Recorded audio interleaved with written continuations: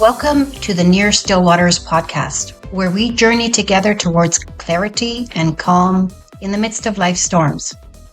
Hi, I'm your host, Susie Lubbers, a wife, a life coach, and a mama to 7 amazing grown children. Having homeschooled all of my children, including my special needs child, I've navigated the challenges of raising them and experienced the bittersweet moments of letting go. This journey has not been about teaching academics, but also about discovering how to find peace and purpose through every season of life. You can learn more about me and my mission at nearstillwaters.ca. In this space, we're dedicated to empowering moms. Whether you're in the trenches of homeschooling, navigating special needs parenting, seeking to rediscover your own passions after years of putting others first, you're not alone. Together, we'll explore strategies to bring clarity into the chaos of motherhood and uncover ways to cultivate calm within ourselves, even while accomplishing the hard things. Each episode will share stories, practical tips, inspirational guidance to help you embrace your journey with grace, resilience, and faith. So grab a cup of coffee, take a deep breath, and let's step into a space of learning and growth. Welcome to the Near Still Waters podcast, where your journey to clarity and peace begins. I'm here today with Julie Bogart, and Julie is known for her common sense parenting and education advice. She is the founder and creator of the award-winning writing program called Brave Writer. And that's on bravewriter.com if you'd like to go look that up. She's the author of the books The Brave Learner, Raising Critical Thinkers, and the new workbook for teens, which I would be super excited about, called Becoming a Critical Thinker. And she has 5 adult kids and she's homeschooled for 17 years. So she knows what she's talking about, and we're just so thankful that she's here today with us. So without further ado, I just want to learn about you. And I do have quite a few questions, but if we don't get to them all, that's good too. That's all Thank you, right. Susie. I'm happy to be here. All right, that's right. So my first question is can you share what inspired you to create Brave Writers? Oh, wonderful question. So back when I was raising my children, I was a freelance writer. I worked in ghostwriting, magazine editing, freelance article writing, that kind of thing. And so when I was teaching my own children to write, I really drew on the resources that helped me in my craft as a writer. But I had other homeschooling friends who were not having the kind of experience I was having with my kids, which was my kids seemed willing to write. They seemed interested in the whole process. And when they would get stuck or blocked or resistant, I had ways to unstick them, unblock them, and help them overcome their resistance. So I had a friend who asked me, how are you teaching writing? What materials are you using? And I told her just books off my shelf. So I said, well, what are you using? Because I've never looked at a writing curriculum before. And she pulled out this notebook. It was a 3-ring binder. This is back in the 1990s, so a long time ago. And we opened it to the first page, and it was describing how to write a descriptive paragraph. There was a sample, there were instructions. And I read the paragraph, and I looked at my friend and I said, have you read this paragraph? She said, yeah. I said, well, did you like it? She said, what do you mean? I said, well, when you read this sample paragraph, did you think to yourself, shoot, I wish there were a second paragraph? She said, no, I actually can't remember what it said. And I just closed the notebook, and I realized in that moment that so much of writing instruction is not about engaging the reader. It's about fulfilling a set of criteria that the schools deem important for correct writing, not necessarily compelling writing. It's more oriented towards correctness than being compelling. Yeah. And over those next couple of years online and hanging out with homeschoolers, I suddenly saw there was a need that I could meet. And so that's what made me start Brave Writer. Yeah, because creating that love is crucial, as you knew right off the bat, right? That creating that love for learning, for writing, not just so that you can get them through the first 12 years, but for life. And that is so awesome that you figured that out, and also shared that with so many people.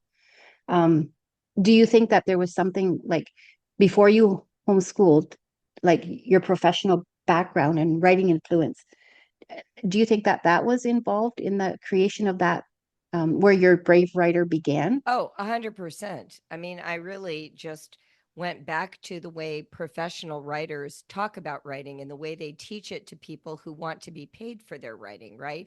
Mm. There's a whole category of adult that takes writing classes, and those classes are conducted completely differently than the way writing instruction is done in schools. And, Yeah. if you went to a writing support group and the only feedback you got was the misplaced comma, the misspelled word, and you got a grade that was sort of inscrutable with some vague comments like passive voice or clarify or add detail, you would quit that group. There's Yeah. no understanding of what helps you compel a reader to keep reading. And yet, Yeah. in the adult world, we give conversational feedback, we read each other's writing, we listen to their intent, we give them our own ideas to help them grow. There's a much more collaborative, collegial feel around writing. My contention is that writing is as natural as speech. Transcription is a little Hmm. more tricky, learning how to get it down on paper, elevating the spoken word to the style that most writing is in, which is a little more detailed, a little more fleshed out than speech. But it isn't hard for kids to learn. What's No. difficult for kids is the feeling of being attacked for the risk they take to Yeah. self-express in writing. And so that's really the genesis for me, was helping parents get out of that role of evaluator and move Yeah. into the role of collaborator. Right. Yeah, because if they feel attacked, they're not going to write what they feel. And No, that's right. And they start yeah, to dumb down the content to match their current mechanic skills. yeah, And we lose all that sentence complexity, their rich vocabulary, because their speaking outpaces their writing by about 5 years. So they're far more fluent orally than they are in the physical act of transcription. And yet we punish them for that instead yeah, of recognizing the transcription will catch up. What we really want are these lively, right. very interesting thoughts that this child is expressing. Yeah. Well, and also like there is an expression there. And if they feel attacked, that expression is going to stop. Like that's just Exactly. normal. If Right. you feel like, if you feel like you're, oh, this is not like nobody appreciates or feels that what I'm writing is good, they're going to stop being creative in that manner. So that's actually quite interesting and kind of got off topic a bit. But one of my sons was dyslexic, and Yes. he did not write well, and still he's not the best at it, but he survives.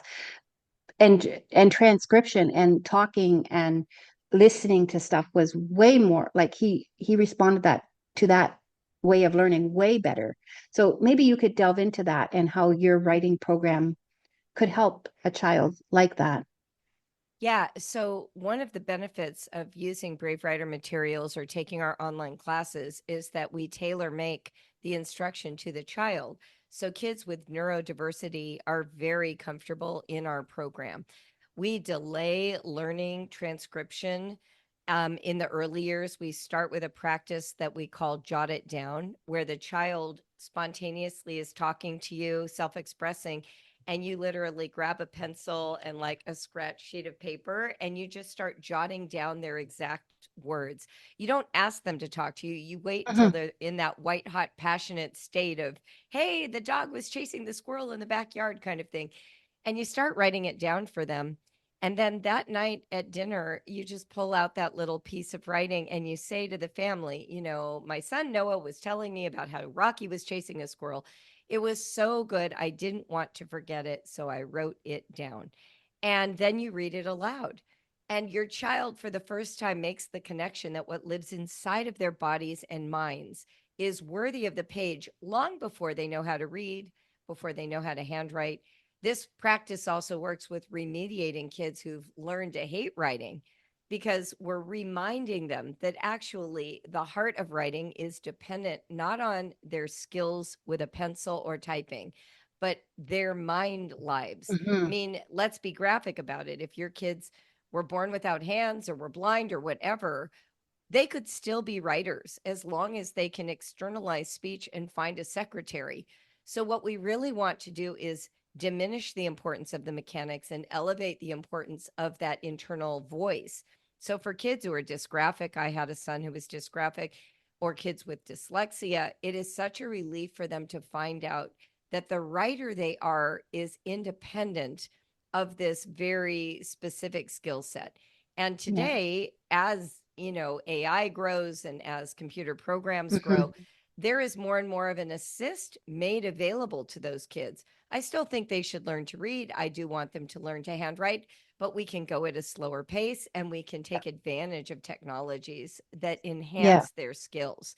We wouldn't say to a kid who can't see, don't wear glasses. You have to learn to see without them. This is a way to support children in having access to a very important toolkit, which is called writing.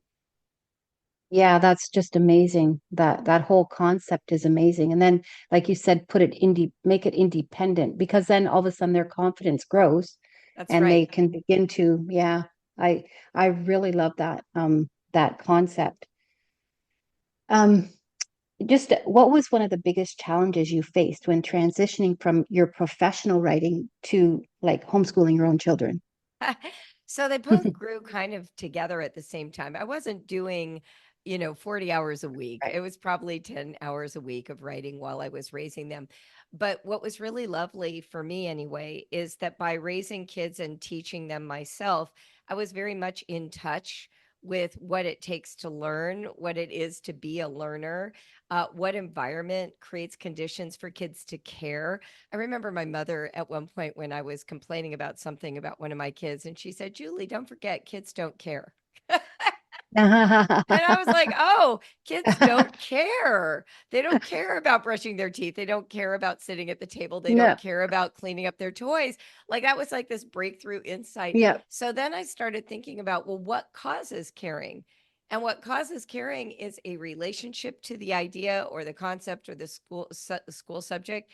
Caring comes from internal drive. It's exactly. it's the feeling that something is worth it. And it Yeah, has to be worth it to the person. It can't just be worth it to your mother. It can't just be worth exactly. it to the school district. It has to be worth it to the person. And Yeah. so I think what happened for me, I continued to work on my writing career, but I started shifting my energy towards this idea of, well, what makes kids care about writing? And I think that's really when my career changed. And that was I started thinking about these ideas in 97, 98, 99, and then Brave Writer launched in 2000. And Wow. we've been at it almost 25 years now. So, Wow. That's quite a story. Um, so what for you worked to make your children care? Just to so help that the moms out there. Yeah, so that jotted down practice to me is the gold standard. Always start with capturing their speech in writing for them when they are expressing spontaneously. Most parents already do this. Baby's Mm, first word, that goes in the baby book. And I love yeah, to say the moment you wrote down their first word, they became a published author. You were merely the vehicle, but very you're like, true. Yeah. this word is so good. I want future generations to read it and enjoy it. That's all writing is. So Yes, as true. they're saying these clever little phrases or their malaprops, like saying mazazine instead of magazine, every time you put their words in writing, you have said they have value. It deserves to be preserved and read. Let your kids in on the fact that you're doing this. Read back their writing to them. If you've Mm, jotted down one of their little stories, after you've read it aloud at the dinner table, toss it in the library basket. Read it each day with with your wow. child again. Say, "Hey, Noah, remember when you wrote about Rocky? Let's read that again. It's so delightful." Let Yeah. them experience the pleasure of being read because that's what makes them care. They don't care about grades. They don't care No. about corrections. They don't care about finishing first or second or third grade. They want to feel known and Mm, valued. And caring comes from feeling known and valued. Can you imagine if your child was learning to speak and your first reaction was, oh, honey, that's not how you say that word. Here's the correct way to say it. Your kids would slowly stop talking. But yes. what we do instead is when your child says mazazine, the whole family says mazazine for 3 months because we think it's adorable, Yeah. and then we put it in the baby book. Do we do that with a misspelling like because, BECUZ? That's equally adorable. It will equally be shed at a certain point. But if we can value the attempt, value the self expression, the risk they took to get that to the page, we start to incentivize caring about writing. Mm-hmm. Yeah, that's for sure. Like even when as with grown children now, my youngest is 20 and my oldest is 30. Like a lot of that stuff that we did as our homeschoolers, it's all there and we look back and, it's a lot of fun. So yeah, it was precious. And they don't remember the mistakes or anything. They just remember I made that. And that's just such a blessing to have that. So you kind of explained it to me, but of course, Brave Writer has a somewhat of a different philosophy Yes. than many writing programs. And you've touched on it, we've touched on it. But can you maybe explain that more in depth? Oh, How I would there's a love to. different concept in Brave Writer. Yeah. So, first, I just want to give a shout out to who I consider my primary writing mentor. His name is Peter Elbow. He is a professor from University of Massachusetts at Amherst, and he started a group for really rethinking how writing instruction happens in college in particular, and hoped it would trickle down. And he popularized a concept called free writing. So we've started with this idea of jotting down, but the next step is giving our kids the pencil. And one of the ways that they are willing to take a writing risk on paper is to know that their mechanics are not the primary of primary importance. It's the ideas and the ability to sort of hook up the brain with the hand. Can my hand transcribe at the same pace that my brain thinks thoughts? Free Right. writing is that training ground. And free writing is the idea where you set a timer for a predetermined length of time, maybe somewhere between 3 and 7 minutes, depending on your kid's skill set. And you, as an adult, are going to sit at the table with your children with your own sheet of paper, with your own pencil. And everybody is going to spend those 3 minutes moving that pencil the whole time. The only rule is don't stop writing. There's no crossing out, there's no erasing, there's just writing. And you're going to write the thoughts as they occur to you. So, what does that mean? Some kids are going to write things like, I hate this. This is stupid. This is dumb. Why is my mom making me do this? I don't like writing. I wish I could stop. Wonder when the bell's going to ring, right? They're just actually learning to transcribe their thought lives. So they're going to Exactly. write what their thought lives are. Over time, as they start to experience that coordination, they will leave off those sort of reactive thoughts. But those are the very thoughts stopping them from writing right now. So, what if Yes. we just put them in writing and value them as the self expression that's available today? So, we start by writing what's in our minds. Now, some kids, they draw a blank. They're like, "Oh no, I'm paralyzed. I'm worried. I don't want to write. I don't want to risk getting in trouble." So what I recommend is the day before the very first free writing session, you take a moment to make a list with your child of all their favorite topics, the things they know well and love. So that could be, for some kid, it might be Star Wars, video games, archery, their pet bunny, Yep. making cookies on the weekend, right? And they make this list. And it might include some academic subjects, World War II tanks, or, Right. a physics project they did last week. And then on the day of free writing, they get to decide. They can either write from a topic on the list or just write whatever comes to mind, or they can go back and forth, write what comes to mind till they run out and then they turn to the list. So you're creating room for both types of personalities, Yeah. people who need a prompt, people who hate the prompt, and people who Yeah. need both. Yeah. And that free writing practice is a weekly practice, it doesn't have to be daily. Yeah. It really matters that you write to Patricia Schneider, who was a collaborator of Peter Elbow's, is also one of my favorite writing mentors. And she used to say that in writing support groups, everybody takes the same writing risks. And so I just apply that to the family. And it's Yeah. amazing that when you turn it into this democracy of writing, everybody calms down except the mom who gets nervous. And so Yeah. now she gets to experience what her kids are actually experiencing most of the time. And Yeah. together you start to learn what is writing for our family. And so Oh, that's that's so cool. sort of the gateway into it. I have completely different methods of revision. I have completely different methods of editing. If you want to go into them, I'm happy to Yeah. share them. But that's the foundation of where Brave Writer where you departs begin. from Yeah. typical writing. Yeah. Yeah. So like you said, that is where the creativity happens, right? Right. That's where it begins. So yes, let's get into the how we carry that further for them so that they can become writers. Yes. So when we talk about creativity, a lot of times Brave Writer gets misbranded as about fiction or story writing or creativity. And I actually, my strength is academic writing. Like my best work is Mhm. my master's thesis. Like that's like, Okay. I've written books obviously too. And I really love like a good hard history paper. Like my major Yep. was history. My master's is in Christian historical Yep. theology. So when we're talking about creativity, what I always want parents to understand is every act of writing is creative. It could be Absolutely. fiction or nonfiction, but what we're talking about is generating from scratch, and that is a Yeah. creative act. So, free writing is tapping into the ability to take dictation from your own brain and transcribe it. But that could then be revised into any kind of format from an expository essay to a haiku. There is no structure or format that requires a different starting point. All writing starts from being able to hook up the brain with the hand and start to digest whatever information you're wanting to convey in writing. Now, does it Mm. help to know in advance I'm writing an essay versus a report versus a haiku? Sure.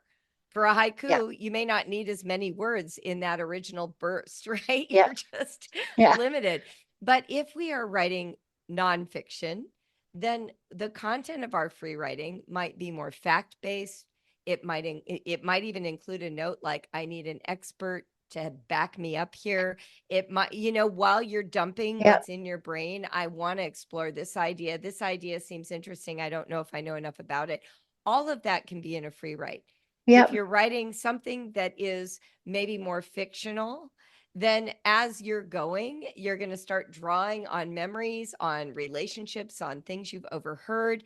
And those can be included in the free write Yeah. as you're going. Yeah. You call the character a certain name, and a little further in, you might even write, I'm not sure I like that name yet. And then you keep going. You are starting to help yourself create the material, what I call the boards that are going to build this house. You're not building the house before you have the boards. This is Yes, felling the exactly. trees, creating the boards, putting them in the wood pile, and then you're going to start putting that structure together. So, Together. free writing is the generative act. What follows is the revision process. And I don't know about you, but I'd love to ask you, how was that for you with your kids? Did your kids like revision? Were they afraid of revision? Did it feel hard for them? What was your experience with revision? Okay, so I found with my kids that it was just a variety. Like I had a variety of types of learners within my family. So some of them did really well at it, and some of them like took it without any kind of help or structure or anything, and it was like they could create this amazing um, piece of paper and story, and they spent their life at it. I have some like that, but I have some where they're like they just couldn't sit down to do it. Right. So, Right. In fact, the thing I hear the most from parents of kids who don't like revision, they say two different things. The first one is, why do I have to write more? I just wrote this whole thing and now you want me to think there are more words. If I had more better words, I would have given them to you yes. already. Like, why do I have to write Yeah. more? So that's usually, and then that fear of having to write more makes kids get a little stiffer on the free Mhm. write because they're trying to do it perfectly so they don't have to do any more. And Yeah. what that does is it squeezes the life out of the writing. You don't get the same liveliness True. and connection to the topic because they're trying to do it perfectly and they're not in touch with their sort of wild flights of ideas. Yeah. So that's one kind of kid. Another kind is they feel this feeling of shame. Like, I thought I did a good job, but Right. now somebody is noticing all of my mistakes. And it's that feeling of having made a mistake that makes kids resist hearing from their parents. And the Right. parents will even tell me I was so nice about it. I was friendly about it. I told them I wasn't mad, but none of that matters. No. because the feeling is invalidating.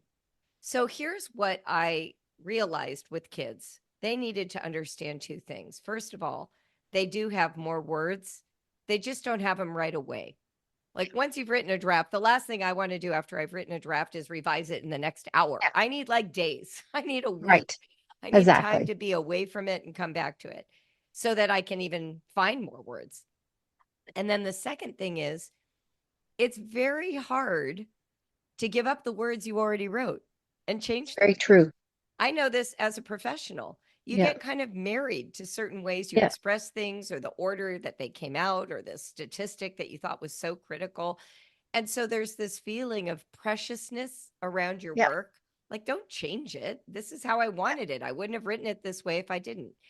So, what Exactly. I realized is kids needed to train to be comfortable with first changing the original, not improving it, just feeling comfortable messing around with it. And then, secondly, they needed an opportunity to go get more words before they're doing a lot of work on it. So, what we do in Brave Writer is we do something I call low stakes revision, which is where you are actually not making it better, you're just changing it.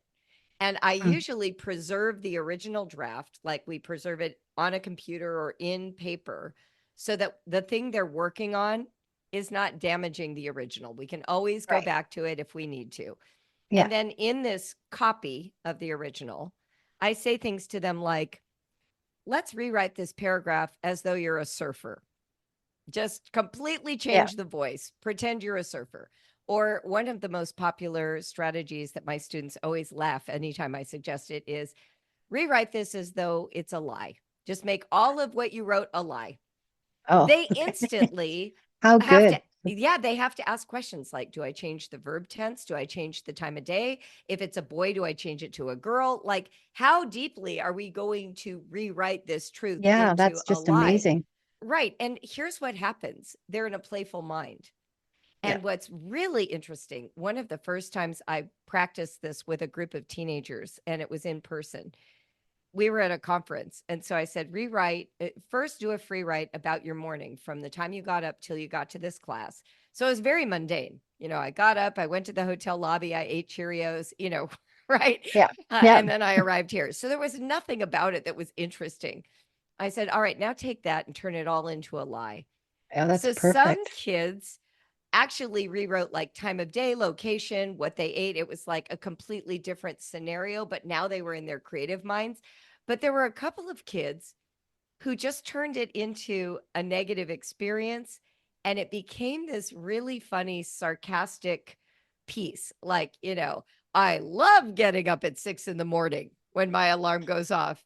I marched down to, the hotel lobby where dry cereal is my favorite way to eat it. Like it just went in this like totally sarcastic direction. And it was so funny. Like this piece that they had just written that was kind of dead came to life through this revision Yeah. strategy that was meant to just be funny, but it suddenly actually revitalized the whole piece. So Yeah. I don't have any agenda. Like they can rewrite it as a lie and it's just for the sake of messing around with it and it doesn't turn out any better. But there's also this opportunity to revisit like, well, how do I understand this piece? What am I saying that's true? And what am I not saying that's Yeah. also true? Yeah. So those are just two strategies. I have a whole bunch of other ones. Things like roll a dice. Okay. You get the number 6. All right. Change 6 verbs. Just Oh, change them, cool. make them better. That's the only thing you're doing to this piece. Everything else stays the same. Just change 6 verbs. Oh, that's so cool. So these kinds of strategies help kids get over the fear of revision so that they That get more is comfortable amazing. with it. Yeah. That Yeah. is really amazing. That would be, um, and it would just take them from that, just, oh, I have to do this, to like, Totally. this is just boring, to like something extraordinarily fun that That's they right. could really enjoy. That's just an amazing concept. I love it. I really love it. I wish I had known about you when I was raising my kids, but now you're here and I'm here to make people know about you and No, what you've it's done. it's great. And I'll just say this too. We've been evolving these strategies for 25 years. My kids have been grown for, they've been out of the house Mhm. since for 15 years. So some Yeah. of these things that I'm even sharing, I never did with my kids. I did other Yeah. things, right? But like all of us are evolving and we're learning from Exactly. our children at all times. And Yeah. so these are things I've learned. We've probably taught in our online class program thousands of kids, and we've interacted with them directly, and Yeah. they are our teachers as well. So Exactly. always ask yourself, where is this resistance coming from? And what can I do to lower the bar to experience success? And that's really what we're Exactly. doing. We're Yeah. lowering the bar, we're not raising it. Once Yeah. you've done some of these low stakes revision strategies, then you're ready to move to high stakes, where our Yeah. goal is to improve the paper. But we don't do Yeah. that until they're comfortable and they see their capabilities and they Yeah. aren't worried that they're going to lose, get a bad grade or be harmed by their parent or teacher. That's really the Well, difference. and then you've also created a positive, um, but they feel positive about what they wrote and and That's it's a right. happier experience. So then they're ready to, oh, well, maybe I can write after all. So, Exactly. so yeah, maybe I'll just listen to this next step. And yeah, that's just perfect to get them where they need to be and make them enjoy it and maybe even make them lifetime writers. Exactly. I love to journal on a daily basis. I would not ever even call myself a good writer. I do enjoy it. But but you have to love it to a point to want to do that. That's right. To want to journal daily, you have to have a certain love for it to do it. That's And right. and that is, I think, starts in your childhood. Yes. Yeah. Right. Yeah.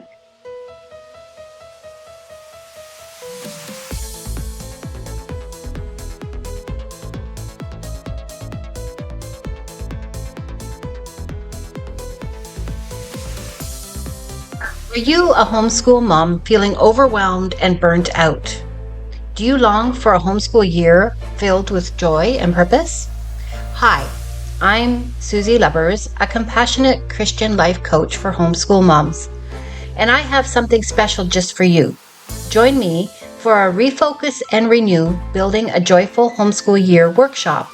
In this transformative two-part online event, we dive deeply into what didn't work for you last year and brainstorm ways to make the upcoming year better. You'll walk away with practical strategies for organization, time management, and ways to infuse joy into your homeschooling journey. Plus, you'll connect with a supportive community of like-minded moms who understand exactly what you're going through. Imagine starting your homeschool year with a renewed sense of purpose, peace, and joy. This workshop is designed to help you do just that.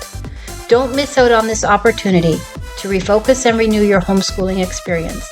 Visit Near Still Waters to register today and take the first step towards building a joyful homeschool year. I can't wait to see you there.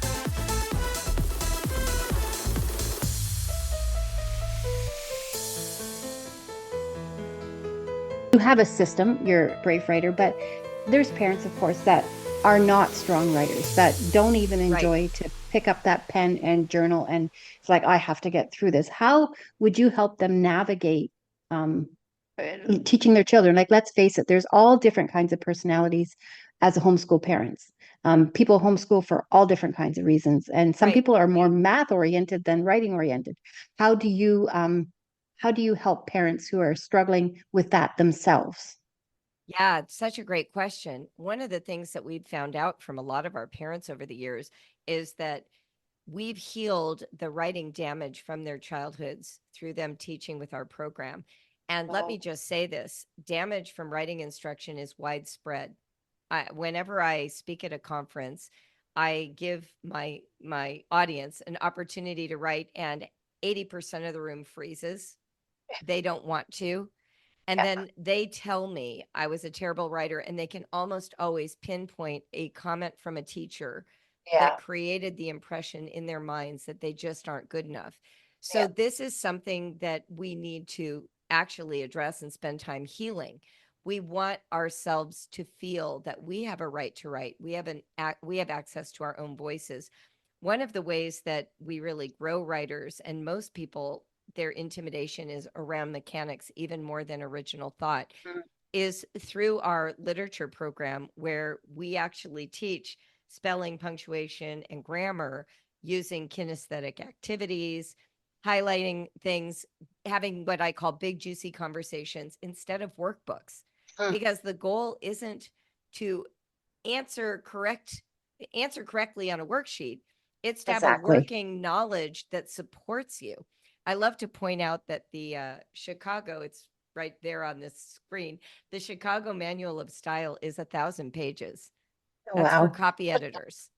Who the Wow. heck Yes, has that exactly. memorized? No one. So this No. idea that we need to teach rules in order to be an effective writer is inaccurate. Most adults do not know the rules. Right now, I could ask you to spit out the rule for a semicolon. It might be, you might know it, but most people wouldn't. And Yeah. yet we can read semicolons. We know what they do. We can even guess how they work for us in a sentence. We will functionally operate without that deep knowledge. So what Yeah. we really want to do is make it personal and meaningful to our kids. And that's what our program does. We help them actually internalize the value of the mechanics in writing. So it supports their goal of communicating with a reader, not so they pass a test. And I've Right. heard over and over from parents that the more that they immerse themselves in Brave Writer, the more they are healed of all that shame, that feeling of fear, and Yeah. they start to actually enjoy writing themselves. Yeah. And that's amazing. Like, because and I think we are born all with a way to express ourselves. Like we are definitely all Yes. born with a way wanting, and and it's there. It's Yes. there for all of us, and it just has to be nurtured and guided so that they Right. can. It's so can it be expressed? It's there, like you said in the beginning. It's there. It just needs to be expressed. Um, So, how do you approach writing instructions within the different age groups? And I know age groups is very loosely done, but like, I mean, how do you bring it from one point to the next more Yeah. so than? Right. So kids under 7 who are not fluent readers or handwriters yet, we really do recommend this jot it down practice for original thoughts and writing and really capturing their mind lives on their behalf. We have activities inside of our program called Jot It Down that count as writing activities, but they're mostly done orally with you being the active secretary. And then we have a product that we call the Quill. And this product I am so proud of. It is sort of a foundations in literacy approach to learning to write. So we focus on reading, writing, and math because math is a kind of notation that has to be read as well. And so what we're doing is we're helping kids orient themselves to books, to mark making, and to computation. And we do all kinds of activities using picture books as the source material. So we'll pick a topic like riddles and jokes, and you'll check those out from the library. And then we have all these activities that help your kids learn things like turning the pages from the right side to the left, understanding what's on the spine, reading facial expressions in artwork. Like those are all reading Yeah, skills. And we don't spend a lot of time noticing that. yeah, With writing, we have them making curves, we have them making straight lines, we have them crossing, we have them dotting. They're not necessarily writing the alphabet, but they're making all the moves that will support them writing the yeah, alphabet. yeah. For math, we're helping them explore shapes or sizes or how to count or how to take away. But Oh, this is yeah, all yeah. done with active manipulatives, right? The stuffed Wow. animals in your kid's bin. Yeah, And yeah, all of this relates to picture books and themes. So the Quill and Jot It Down are really for our youngest set. And that yeah, is really designed to create a foundation where they don't come into it scared, stressed, pushed to do things they're not ready to do, right? yeah, This really lays that groundwork for the next developmental yeah, stage. for sure. Yeah, because if they can get confident with that, then the next Right. steps work better or go better. Um, and I'm sure you have thousands of stories on success stories of people using Brave Writer, but can you just share with us maybe one or two that really stick out to you that you just really inspires you to go further? Yes, for sure. And but before I do, did you want me to say the other age ranges or should we save that Oh, for yes, no, later? no, if you want to go further, yes, let's do Okay. that first. Yeah. Yeah. So 0 to 7 is sort of our youngest age range. Our next range is the emerging writer, which is 8 to 10. And these are the kids who are in what I call the partnership phase of writing. It's where the parent isn't a collaborator. Both the parent and the child have a pencil in their hands. They sit next to each other at the table. Some of the parent's words make it into the child's writing, and some of the child's words.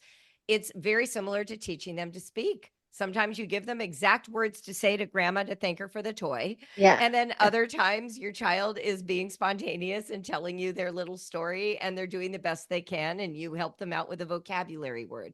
Writing functions the same way at that age. Following that stage is the 11 to 12-year-old. Those are fluent readers and handwriters. That's where they're really taking off with free writing and these revision strategies we talked about before. And then the high school writers, by that time, are ready for essays, for literary analysis, for expanding into these academic formats. But if you think about it, from 0 to 12, they are really indulging their passions, their interests to grow that skill of writing. And we don't ask them to write about things that are beyond that skill set until they're truly fluent. And so in high school, we have both a high school program, Help for High School is what it's called, but we also have our biggest array of online classes. And those are specifically designed to support the independence of a high school student. And they range from fan fiction to expository essay, right? Like there's a big range of creative and academic options. Yeah, it's very interesting that you say that you don't start the revision until they're 11, 12 years old. Yeah. That's actually really interesting because we always think, oh, you get them starting, you want to make them start with the best habits. But no, it makes total sense that they begin the revisions and at 11, 12 years old, because then they've created and developed that love. That's just amazing. Yeah. Yeah. Yeah, so then sorry, but I still would love to hear stories. Yes. Yeah. No, I would love to give you stories. One of my favorites is I had in one of my very first classes a student named Gabrielle, and she showed quite a bit of promise. She was only 8 years old, but she started writing this diary that she called The Adventuring Maid. And she took her experience of studying colonial history and almost wrote her own American Girl book kind of story. Wow. But back then, there was no American Girl that I knew about. She didn't know about it. It might have existed, but we weren't in that world yet. Yeah. And she even went back and figured out like the right day of the week for the calendar date of the era, like in the 1600s. And then she just went through and wrote as an adventuring maid. And it was just so delightful to see her kind of really catch fire and then invent this whole form for expressing both her creativity and her academics. Today, she works in like this Shakespearean library that that's so is in cool. England. She went off and got her PhD at Oxford, and I knew her when she was 8, right? So that's like incredible to me to see That is totally incredible. that beautiful journey. And we've had multiple kids be published over the years that have been in the Brave Writer space. They've gone on to write books. I have Wow. one former student who just started writing books and self-publishing them on Amazon. And today she's 20 years old, a published fiction author. And she's been doing that, gosh, since she was probably 8 or 9 and was a part of all of our class programs. And so when you see those kinds of kids, they're really rare. But I want to tell you a story about a kid who really struggled, because that's often what parents wonder about. One of my friends had a 16-year-old son who could not write, like he refused to move the pencil. And so he took my online class that is for the beginning level. It's called Brave Writer 101. We enroll the parent and the child together in that class. Wow. Because our goal is to help the parent become that partner. We don't want to just teach the kid and then the parent continues the bad habits that ruin the child's writing life. So they were both in this class. And at 16, he was really struggling. So I recommended to this mother, use the jot it down approach for this class. Do not make him write anything. And so even at 16, his very first paragraph that he wrote was about the best catch he ever made in baseball. He was on a select baseball team, and he made this winning save that won the game, won the tournament, right? So he wrote that, but it was her transcribing it and writing it all down for him, and they revised it and they made it really good. But he never typed, he never used a pencil. That's where Wow. he started at 16. By the end of high school, he had taken all of our essay classes. And as a freshman in college, he got an A in writing. And he has sent me multiple thank you letters over his adult life. He's over 40 now. He has a Wow. very high paying professional career in a corporation. And he Wow. told me he uses writing every day. So he went from 16, not writing at all, to success in his career as a writer. And I think that's what I'm talking about. We really want to remediate by meeting our kids where they are, not just condemning them for not being where we think they Yeah. should be. And if we do that, kids in their teens can really make rapid progress because they are more mature. They Yeah. are fluent readers. They're just stuck in a stage of Yeah. growth because of shame. And we Yeah. are the people who can get them out of that. That's just an amazing story to think that he could um eh, go that quick. Yep. Like, and Yep. yeah, you were very influential in his life, I'm sure. He's very thankful for you. I actually, my 4-year-old, I'm in Canada, Ontario, Yes. Canada. And my daughter is coming from Saskatchewan, or my granddaughter is coming from Saskatchewan in a few weeks. And I'm like, oh, maybe I'm just talking to you. I'm thinking, well, maybe I should start her on that, jot it down, just do this Oh, again. definitely. In fact, just wait. She will start telling you something. Don't ask her to tell you a story. Just wait till you hear it and then silently pick up the pencil and start writing. And here's Oh, what's going to happen. Most kids will say, grandma, mom, what are you doing? And your response is, oh, keep going. This is so good. I don't want to forget what you're saying. So I'm writing it down. That is the yeah, script.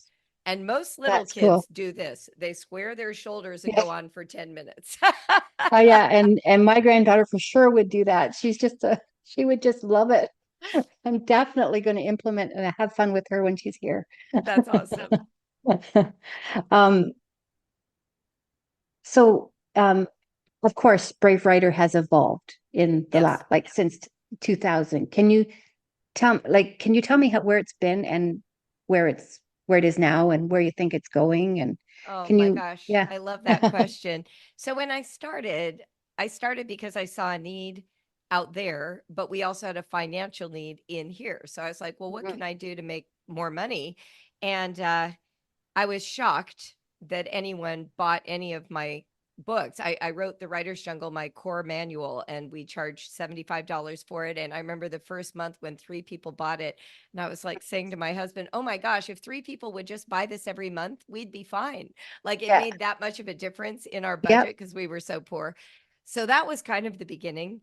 But what was really a surprising part of the beginning that was never like I wouldn't have dreamed of to write the writer's struggle, I had created an email list of 40 families. We called them the guinea pigs. And what I would do is I would write a chapter, send it to all of them, and then they would try to do the activities with their kids. And then they would write back to me to tell me what worked and what didn't. And they'd send their child's writing, and I would give them feedback on their child's writing and what they could do to help them. So this became this email dialogue. And I saw very quickly that this format worked really well. So at the time that I launched the program, I also launched an email online class. And Mm. I didn't know that I would be like the first in the homeschool space to have online Wow. classes, but I was. And we used email to do it. We did not have like a classroom. All yeah. And that class filled instantly. It was 8 weeks Wow. long, and all these moms, there was standing like people were on a waiting list. People were Wow. craving that kind of support and Yeah. instruction. And so by March, I hired my first teacher. I was like, I need to duplicate Some help. myself right away. And then I went to my first conference in that June, and we sold out of everything I brought. I spoke twice. And I said to my husband, oh my gosh, I think I have a business. And so then I had a business. And Yes, for sure. it's really grown since then. I would say during the first 10 years, I chose not to speak at conferences because I was homeschooling and wanted to be Yeah. around for my kids. But then in about 2008 or 9, I started traveling more, and the business really boomed since then. Mhm. It's just grown exponentially. We have a full staff now. We have over 50 people who work for Brave Writer, Wow. and Many of them are our teachers, right? And they live all over the Yep. globe. We've served families in over 190 countries, and it's just been awesome. It's been an Yeah. amazing experience. Yeah. Do you think it's going further yet, or do you think Well, it's reached its so potential, or? I mean, you always want things to go Yeah. further, but I will say this, we're coming up on our 25th year anniversary celebration and my next book, which is about writing. It's really just sort of Uh, the capstone of all the pedagogy we've evolved over these 25 years, put into a more of a book form rather than a curriculum form. And that comes out in April of 2025. And that just feels really amazing. Just to think, I think my goal, this is what I've told my audience, my goal, if it's possible, is to cross over from homeschooling into the wider mm, conversation about education, because I think these ideas that really started with Peter Elbow, continuing through me, I don't want them lost. I think yes. education still has a long way to go in terms of how they teach writing. And I feel like Yeah, I have a meaningful contribution to make. I'm hoping, exactly. fingers crossed, people agree with that and want to support the book. If I could make a bestseller list, it would help amplify the message. And Yeah. I know that sounds self-serving, but it's the first time I've No, ever not said it. really. It's No. what I really believe. And so that's my hope Yeah. for this next No, one. because Yeah, yeah, I really think that with your values and with your knowledge, I think that it's not self-serving because you actually are serving many people. that's my And goal. yeah, and if you are serving other people, it's not self-serving. It's a wonderful thing to give to others like that. I think it's a giving Thank you. aspect. Yes. So Thank I you. have I'm trying to keep this for around an hour. So I Yep. would like just to ask a couple more questions that I'm really interested in. Um, what are some of your favorite writing exercises, and why are they your favorite Oh my exercises? gosh, what a great question. Natalie Goldberg, in her book, Writing Down the Bones, blew my mind with an activity that we actually include in our classes, and I always give her credit. So, one of the things she suggests is you make a list of verbs that come from a specific profession domain, like let's say being a chef. So, all cooking verbs, sauteing, slicing, chopping, grating, like you make this list. And then you make a different list of nouns, and they are just any random nouns that you can see with your eyes. So it might be the moon, it could be a table, it could be my red mug. You Mhm. just make this list of nouns. And then you try to pair them in an unusual way. So the example she gave was the moon was a noun and the verb was sliced. And she wrote a sentence that said, the moon's beam sliced the front porch, something like that, Yeah, sliced the yeah, front porch. And suddenly, this whole idea of moonlight sprang to life in a way that it normally wouldn't. It's this unusual pairing, this surprising, the element, the literary element that's never taught, that's the most critical to all good writing, is the element of surprise. Surprise yeah, is number one. So any writing activity that generates surprise is my favorite. So this one was one of those. It generates that surprise, right? yeah, You are actually taking one kind of thought from one domain and applying it to something it doesn't naturally go with. And yeah. that, That's cool. so I love that activity. The Yeah, other activity that we have in one of our programs comes from Susan Goldsmith, and she wrote a book called, well, her actual last name is Wooldridge. Goldsmith is her middle last name. But anyway, from Poem Crazy. And she suggests that you collect words and write them on tickets, like raffle tickets on the back of them. yeah, And she calls these word tickets, and you collect them from anywhere, all words, things you read, things you hear, things you see, anything that strikes your fancy. And then you go around your house and you just start sticking them on random objects. And you start thinking about the way this unusual word might change how you see the object. So, like maybe my teapot, I have this great teapot, but maybe I'd stick the word bittersweet on it. And now I'm thinking about teapots and bittersweet, and what does that mean to me, and how might that affect my interpretation of what a teapot can be. And kids love this because they love yes. running around the house just sticking Oh random. yeah, I was oh finding yeah, tickets for months after that yeah. activity. Well, and it's a great activity for an active child that does not Yes, like sitting around, right? that's right. And then you can even bring like items onto a table and have them create word sculptures. So they put the items with these tickets and create like a little narrative poem using those tickets. So for me, that's what I'm saying. Professional writers are just so filled with these catalysts. Yeah. Meanwhile, we're over in school just worried about commas. I'm like, are you kidding me? Yeah. Yes, Writing can be true. so Very true. interesting, you know? Yeah, very true. Yeah. So this leads me to ask this question is, so your program, if there's adults out there who would like to further their writing, where would you suggest they start? Well, the thing of it is, if they are teaching kids using our program, they're going to grow Yeah, automatically. Like our Growing absolutely. Brave Writers program is the spine, and it would be helpful to anyone.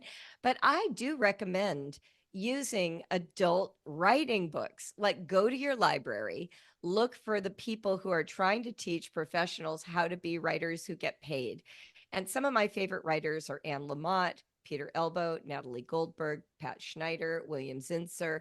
Like these are all people who so deeply influenced my writing life. Julia Yeah. Cameron, The Right to Write. Like these are people who know how to write. And if you're stuck in your own writing life, go listen to them. They're amazing. Okay, perfect. Okay. Can you introduce us to your books? Oh, I would so love to do that. The Brave Learner is sort of my magnum opus, I guess, about homeschooling. It's everything that I wish I had known when I started and everything I learned along the way. And it is loaded with practical activities. So you are never just reading text.